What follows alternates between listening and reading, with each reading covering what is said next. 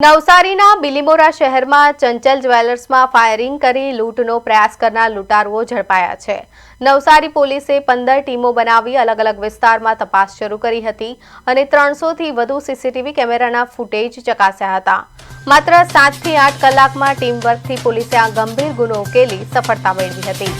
લૂંટારુઓ ચીખલીના quarry વિસ્તારમાં car છોડીને કપડાં બદલી પગપાળા હાઈવે પહોંચ્યા અને બસથી વલસાડ ભાગી ગયા હતા।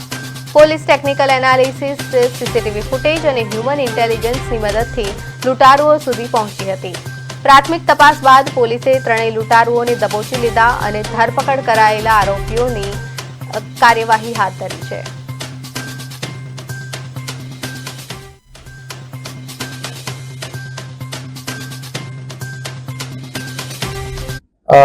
આ વેપન ક્યાંથી મેળવેલું છે, આ સિવાય અન્ય બીજા કેટલા ગુનામાં સંડોવાયેલા છે, લૂંટવા ઉપરાંત અન્ય કોઈ બીજા પાસાઓ આ આખા બનાવમાં જોડાયેલા છે કે કેમ, આ સમગ્ર બાબતની તપાસ પોલીસની હાલ ચાલુમાં છે।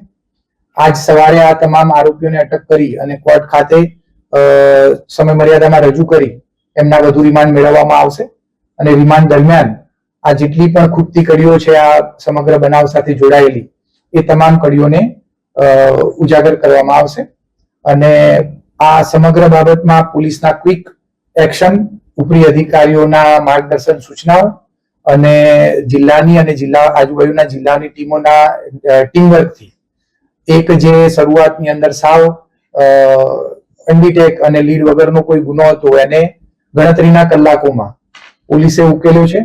એ બદલ મારા તરફથી ડીવાયએસપી સાહેબ અને એલસીબી, સ્થાનિક પોલીસ, એસઓજી, સાયબર ક્રાઇમ અને આમાં જોડાયેલા તમામ પોલીસ અધિકારી કર્મચારીઓને